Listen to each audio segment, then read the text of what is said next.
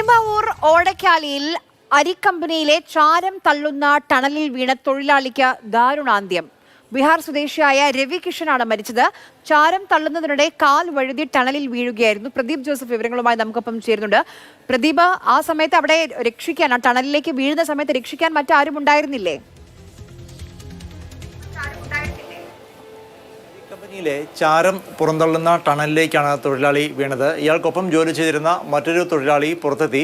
മറ്റ് സഹപ്രവർത്തകരെ വിവരം അറിയിച്ചാണ് ആളുകൾ ഓടിക്കൂടിയത്. പക്ഷേ ഓടിക്കൂടിയെങ്കിലും അവർക്ക് ഒന്നും ചെയ്യാൻ സാധിച്ചില്ല, നിസ്സഹായരായിരുന്നു.